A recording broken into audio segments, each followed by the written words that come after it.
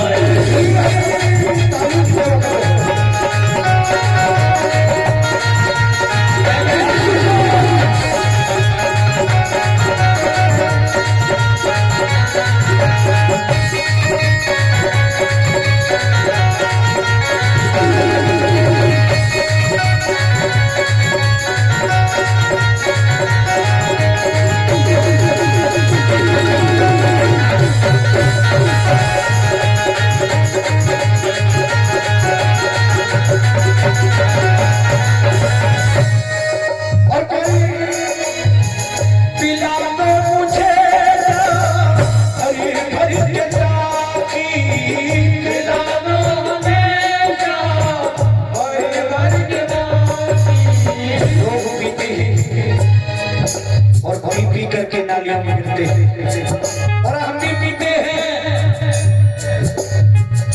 हम भी पीते हैं, लेकिन क्या ऐसी पीने से क्या फायदा? शाम को पियोगे सुबह उतर जाएगी और पीले हरि नाम का जाप बंदी तेरी जिंदगी सुधर जाएगी।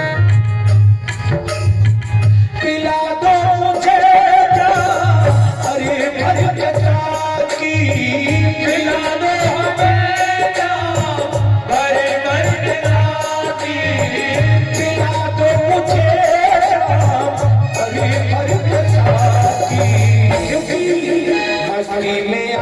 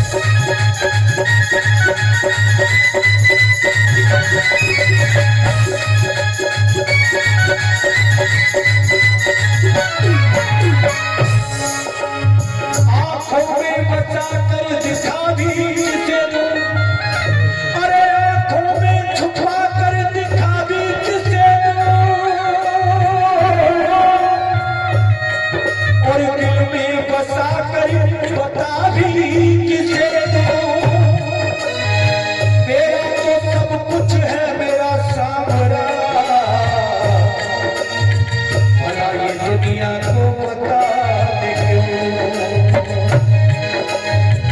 तेरा दर्द पाने को तेरा दर्द पाने को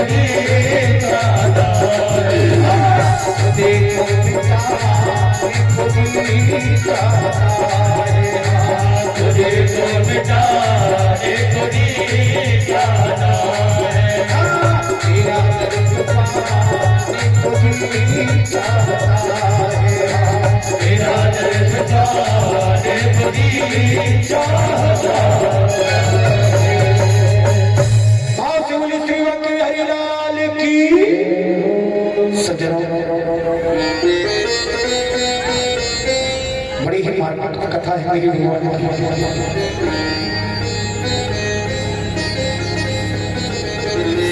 ये सिर्फ प्रेम की अनुभूति है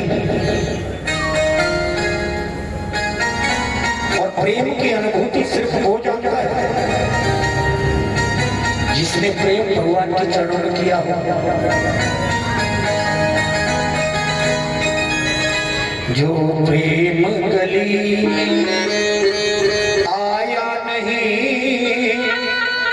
प्रियतम का ठिकाना क्या जाने जो प्रेम गली में आया नहीं प्रियतम का ठिकाना क्या जाने।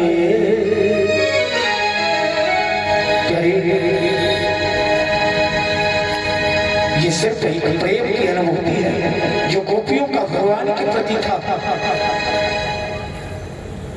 आदरणीय श्री सुखदेव जी महाराज कहते हैं राजा गोपियों की तो इतनी भाव भरी कथा है कि एक बार व्यक्ति उस कथा में उलझ जाए प्यारे निकलने को मन नहीं करता। लेकिन यहाँ कथाओं की मर्यादा है और भी कथाएं हैं। आइए आदमी श्री सुखदेव जी कहते महाराज परीक्षित कंस की दो पत्नियां थी अस्थि और प्राप्ति। मैं आपसे एक बात कहूं, कंस कहते हैं अभिमान और अभिमान की दो पत्नी होती है, एक अस्थि दूसरी प्राप्ति। अस्थि माने है और प्राप्ति और होगा होने वाला है। सज्जनों, दोनों पत्नियों ने जाकर के जरासंध से मेरे भगवान की शिकायत कर दी और जरासंध ने 23 अक्षौणी सेना लेकर के मथुरा पर चढ़ाई कर दी। आदमी श्री सुखदेव जी वर्णन करते हैं 23 अक्षौणी सेना का। श्रीमद् भागवत में 18,000 मंत्र हैं और महाभारत में 1 लाख मंत्र हैं। उसे 1 लाख वाले मंत्र महाभारत में कौरव पांडवों की सेना मिलाकर कितनी थी? बोले 18 अक्षौणी। जरासंध ने अकेले 23 अक्षौणी सेना लेकर के मथुरा पर चढ़ाई कर दी और प्यारी एक बार नहीं, 2 बार नहीं, 3 बार नहीं, 4 बार नहीं, 17 बार चढ़ाई की और 17 बार भी मेरे भगवान ने उसको हरा दिया। 18वीं बार 11,000 ब्राह्मणों को बिठा करके आया पूजा पर। अगर हम कृष्ण से जीत गए लड़ाई में तो तुम्हें इतना मोहमाना धन देंगे, तमाम जिंदगी बैठ करके खाओगे। और गलती से अगर हम हार गए तो 11,000 पंडित सुन लो, तुम सबको मैं सूली पर चढ़ा दूंगा। अब पंडित जी बेचारे मंत्र भूल गए डर के मारे, जब मौत सामने खड़ी हो।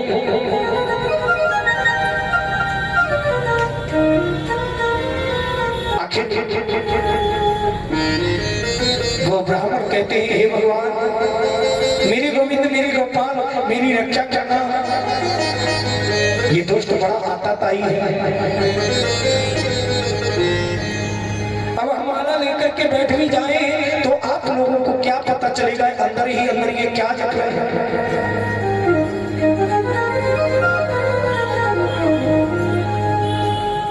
आज 11,000 पंडित के ऊपर गोविंद का नाम ध्यान करते गोविंद से कहते मेरे गोपाल तुम्हें मेरी रक्षा करनी होगी, नहीं तो ये जरासंध हमें सूली पर चढ़ा देगा। सेना को लेकर के जैसे ही चढ़ाई की, कृष्ण बलराम ने जरासंध को आते हुए देखा।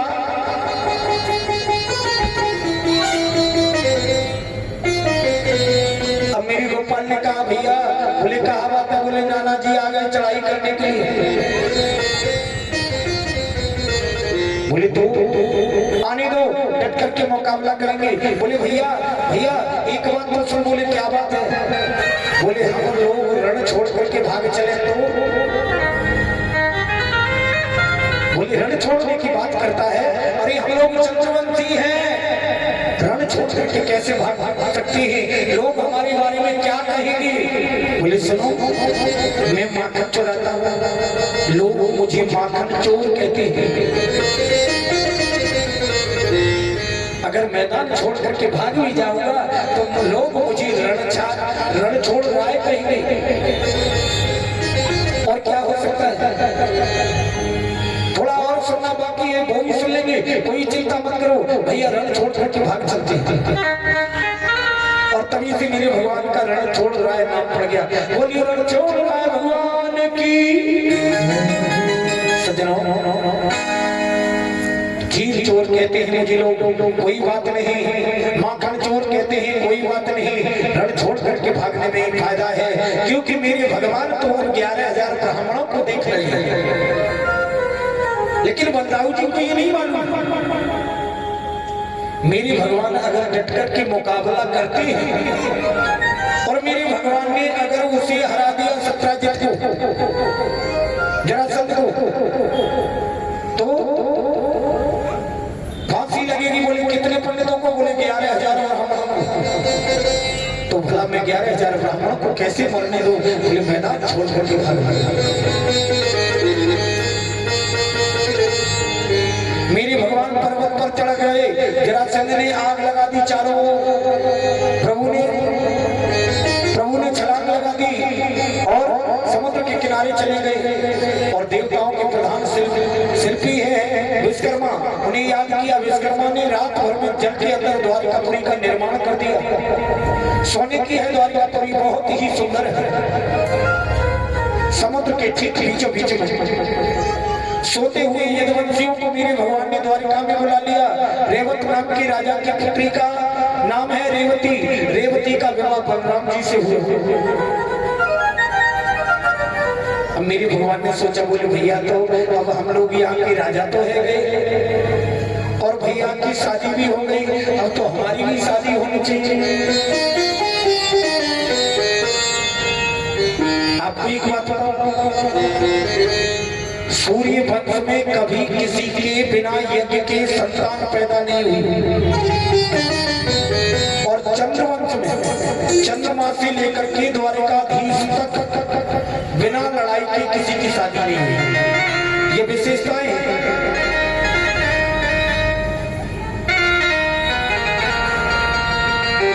बोले राजशील भीष्म को नाम विदर्भाधिपति तस्य पंचाभवन पुत्र कन्यका चवरानिनः। सज्जनों, एक भीष्मक राजा है, कुंदनपुर के राजा है। उनके 5 पुत्र थे, लेकिन उनकी कोई संतान नहीं थी।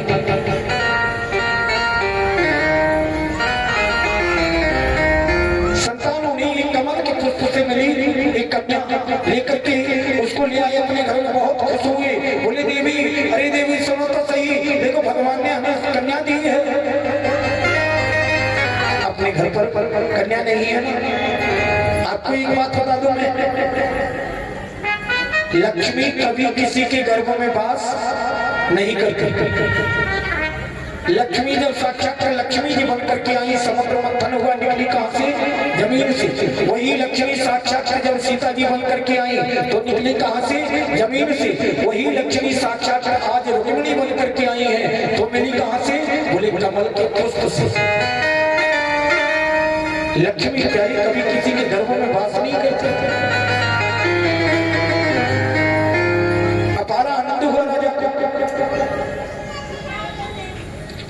सज्जनों, भीष्मक ने कन्या को पढ़ाया लिखाया विदुषी बनाया।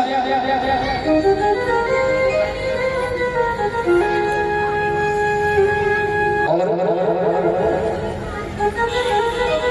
मथुराधिपति वसुदेव के पुत्र हैं, मन में ऐसा संकल्प लिया कृष्ण से इसका विवाह करूंगा। लेकिन कभी कभी होता क्या है, घर में जब बड़ा पुत्र होता है तो पिता की बात नहीं मानता है। बड़े पुत्र रुक्मिणी ने शिशुपाल से सगाई कर दी रुक्मिणी की, और पिताजी से कहा पिताजी परसों स्वयंवर होगा, उसमें बड़े बड़े राजकुमार आएंगे।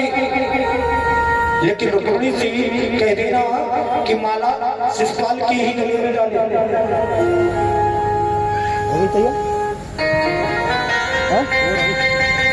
देर लगेगी, देर लगेगी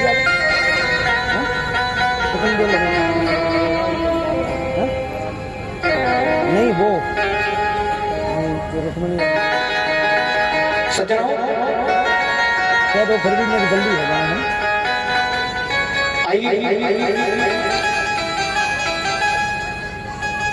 रुक्मिणी को जब पता चला मेरा विवाह शिशुपाल से होना निश्चय किया है मेरे भैया ने, रुक्मिणी जी अपनी भाभी के पास में जाकर के रोने लगी। बोले भाभी मैं तो मर जाऊं, कृष्ण के अलावा जीवन में किसी दूसरे को वर्ण नहीं कर सकती, किसी के साथ विवाह नहीं कर सकती। बोले रोती क्यों?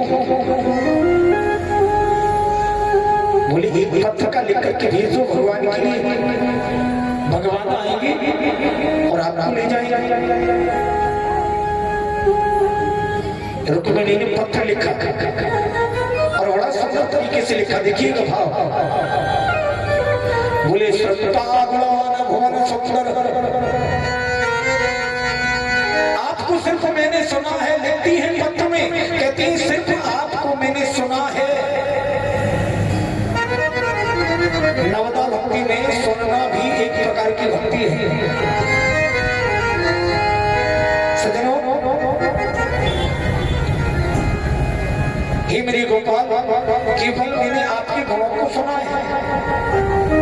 नवदा भक्ति में जो पहली भक्ति है श्रवण, इसलिए रुक्मिणी लिखती है मैंने आपको आंखों से देखा नहीं है, केवल आपके गुणों को मैंने सुना है। हे गोपाल, आप सोच रहे होंगे ये कौन सी नारी है जो हमें इसने पत्र लिख लिया, तो सुनिएगा।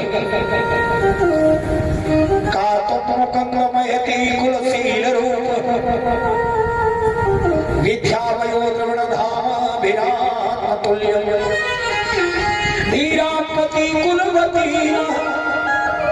ब्रवीति कन्या काले नरसिंह नरलोक मनोभिराम। ऐसी कौन सी नारी होगी जो एक बार आपकी झांकी को देख करके आपका गुणानुवाद नहीं करेगी, आपको नहीं चाहेगी, आप पधारे और मुझे लेकर के जाए। जो वस्तु एक शेर को मिलनी चाहिए वो एक गीदड़ लेकर के जाए, ये तो बड़ी संकोच की बात है। मेरी शिशुपाल के साथ में मेरे भाई ने सगाई कर दी है, परसों स्वयंवर है। शिशुपाल के साथ तो कभी विवाह कर नहीं सकती। आप नहीं आए तो मैं गोविंद अपना शरीर त्याग दूंगी, लेकिन किसी और को नहीं चाह सकती। रुक्मिणी अपने प्रश्न करती है खुद ही और खुद ही उनका जवाब देती है। अंतःपुरा चरमिनी बंधु स्वामोत्र कथामिति प्रवदामि पाय। अंतःपुर में तुम रहते हो, अब आप सोचेंगे कि अंतःपुर में आप रहती हो और मैं तुम्हें लेकर आऊंगा कैसे। यदि आप ऐसा सोच रहे हैं मेरे गोपाल, तो हमारे कुल की ये परंपरा है, विवाह से पहले बेटी माँ कात्यायनी का पूजन करती है, करने के लिए जाती है गांव से बाहर। आप वहीं पर आ जाना, आप वहीं पर आ रहे वरमाला लेकर के पहनाऊंगी, लेकिन किसी और को ये नहीं चाह सकती। आज पत्र लिखा, केला दे देना। एक केला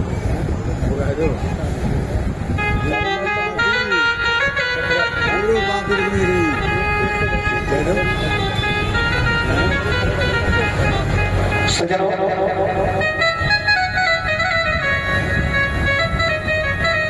प्रेम की रीति बड़ी अटपटी है, लिखती है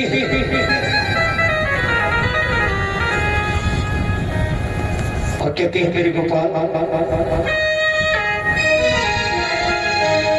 आपको हर हाल में आना होगा। पत्रिका को लिख करके ब्राह्मण देवता को दिया, बोले जाओ मेरे गोपाल को देख करके आना।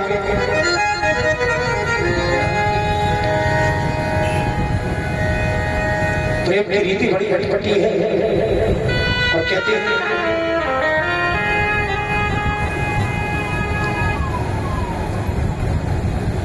कहते हैं मेरे गोपाल तुम्हारे हाथ में तो सब कुछ है, क्योंकि लोग कहते हैं और डूबतों को बचा लेने वाले,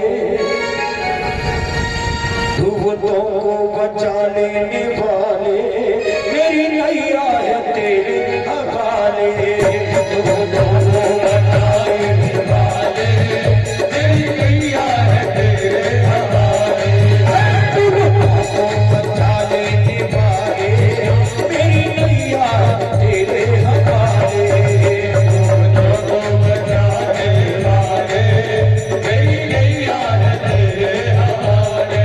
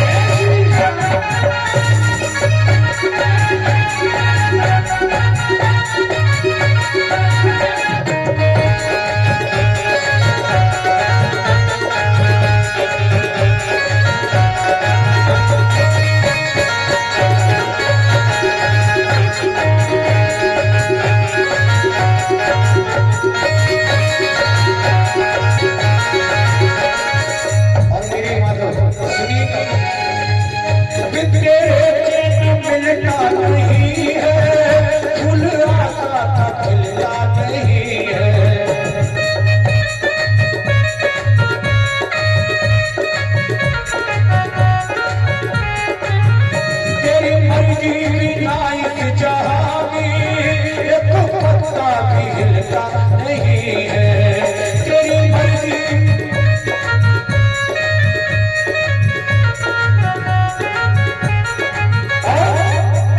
तेरे बस में अंधेरे उजाले तेरे बस में अंधेरे उजाले या तू ही हाथ लगा ले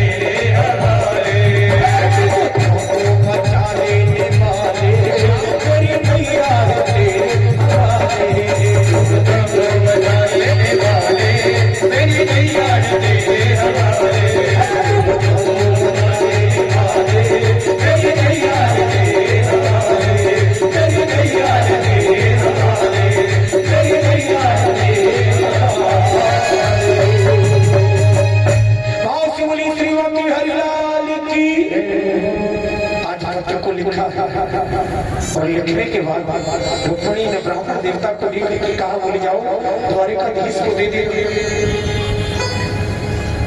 आज पंडित जी महाराज पत्र को लिख के गई जाकर के उस पत्र को दिया द्वारिकाधीश को और जैसे ही द्वारिकाधीश ने उस पत्र को पढ़ा पंडित जी महाराज ने कहा महाराज मैं जाऊं बोले नहीं बोले रुको तुरंत ही रथ तैयार किया और रथ तैयार करने के बाद में पंडित जी महाराज को उसी रथ में बिठाया और रथ तो हाँकते हुए मेरे गोपाल जाने लगे। कुछ ही दूर रास्ते में आगे निकल पाए थे आते हुए बलराम जी की नजर आ गए। बोले भैया हो गई हमारी तो शादी। बोले कहा बात है। बोले सामने भैया आ रहे। बलराम भैया ने आकर के पूछा हे लाला बोले अकेले कहाँ जा रहे हो। अरे भैया बता तो सही।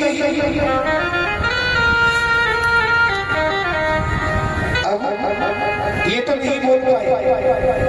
तब तक पंडित जी महाराज बोले वही जा रहे हैं। बोले कहाँ। बोले वही जा रहे हैं कुंडनपुर।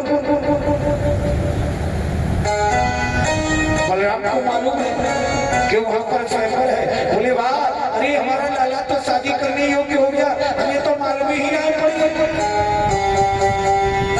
बोले चिंता मत कर तू अकेला थोड़ी नहीं जाएगा। आज जाकर के बलराम ने सेना तैयार करवाई। सेना तैयार करने के बाद में खुद साथ में गई। बोले हमारा लाला अकेला थोड़ी नहीं जाएगा। सज्जनों आज मेरे भगवान पहुंचे और कहाँ पहुंचे, उधर से रुक्मिणी जी आती है माँ कात्यायनी का पूजन करने के लिए। नमस्ते त्वंबिके भीष्मणं स्वसत्तापयुता शिवा भूयात् पतिर्मेव भगवान् कृष्णत्वं नमोदता। हे माता कात्यायनी, मैं आपके चरणों में प्रणाम करती हूँ। बस एक ही वर दे दो, कृष्ण ही मुझे पति रूप में मिले, इतना कहना था। कात्यायनी माँ के हाथ से एक पुष्प गिर के पड़ा और बामांग फरकने लगे। आपको एक बात बताऊं, पुरुष का अगर दाहिना अंग फड़कता है तो समझ लो शुभ है, और माताओं का दाहिना अंग फड़कता, बायां अंग फड़कता है तो समझ लो शुभ है। बायां अंग फड़कने लगा और पूजा करते हैं।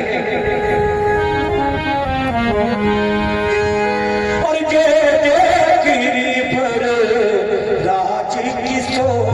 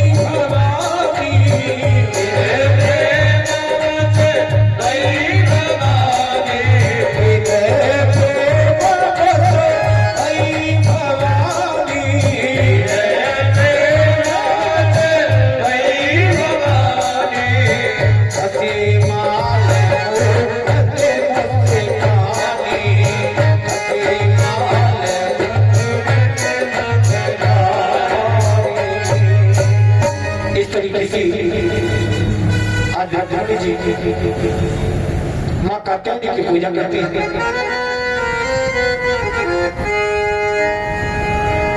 इतने में मेरे भगवान देखिए, असत्य पहरेदार कोई गिनती नहीं, असत्य पहरेदार के बीच में असत्य सखियां और असत्य सखियों के बीच में रुक्मिणी। मेरे गोविंद ने आकर के रथ को युद्ध से जैसे ही रोका, बात मेरा समझने की है, जैसे ही मेरे गोविंद ने आकर के रथ को रोका, वैसे ही एक सखा कहता है, ए भैया, बोले सुन तो, बोले देख इसके रथ पर झंडा कितना ऊंचा लगा हुआ, कितना अच्छा लगा हुआ। तब तक दूसरा कहता है, अरे छोड़, झंडे की बात करता है, इसके बगल में जो कमर पर बंसी छुपी हुई है ना, देख तो सही वो कितनी सुंदर है, और जब बंसी देखने में इतनी सुंदर है तो बजती कितनी सुंदर होगी।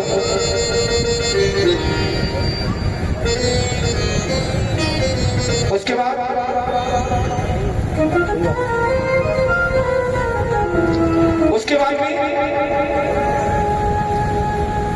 तीसरा सैनिक कहता है, ए भैया, बोले कहा बात है, बोले देख इसके पैरों में जो पादुकाएं हैं ना, वो पादुकाएं कितनी सुंदर है, कोई रथ की रंगी, कोई कमर की बंसी, कोई पैरों की पादुकाएं, पांचवा सखा आज सैनिक बोला, बोले ये भैया, बोले इसके मुकुट में जो मोर पंख लगाए ना, देख तो सही कितना सुंदर लग रहा है।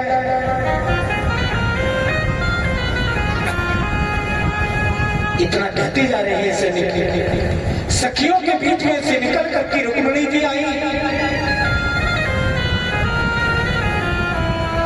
और रथ पर जैसे ही चढ़ी, मेरे गोविंद ने हाथ पकड़ करके आज रुक्मिणी को चढ़ाया। छठा सैनिक बोल पड़ा, बोले हे भैया, बोले कहा बात है, बोले देख तो, अरे एक बार देख तो सही ये जोड़ी कितनी अच्छी है। मेरे भगवान रथ को लेकर के जाने लगे। सातवां सैनिक बोला, बोले भैया, बोले देख तो सही ये रथ कितना सुंदर चलता है। तब आठवें सैनिक ने कहा, जब मेरे भगवान आगे निकल गए, बोली ये तो सब सही है, लेकिन ये बताओ रुक्मिणी कहाँ है? बोली रुक्मिणी मंदिर के अंदर है तो सही। अब मंदिर में देखा, इधर देखा, उधर देखा, रुक्मिणी तो रथ में बैठ करके चली गई।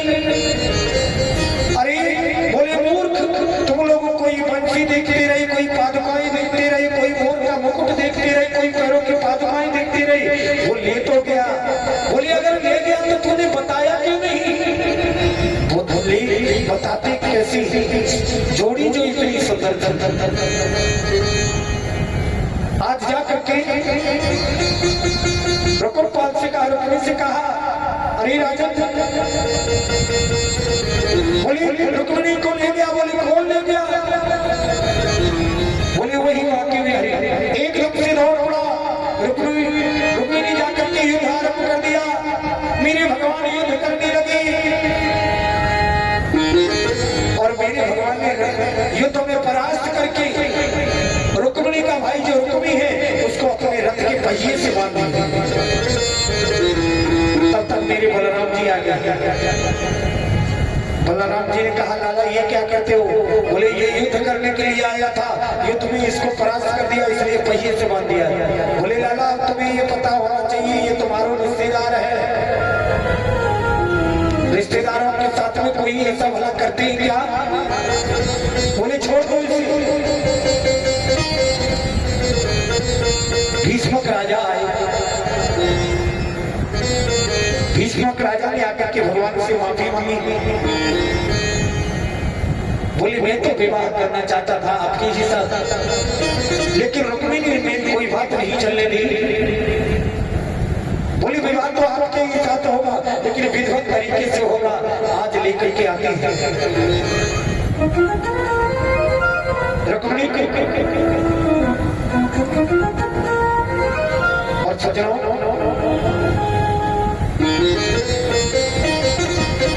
आज बड़ी बेदबी कर्मकांडी ब्राह्मणों को बुलाया गया,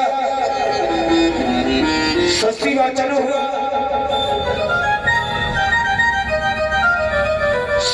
शुद्ध आचरण होता है, मंगलाचरण हो सब हुआ।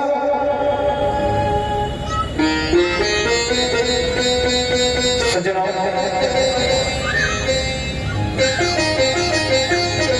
उसके बाद आती है बारी विवाह की।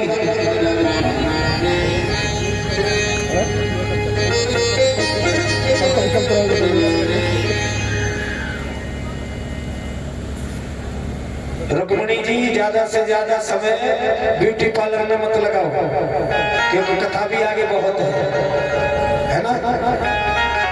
थोड़ी जल्दी करो भाई, मैं भी कितना क्या करूंगा।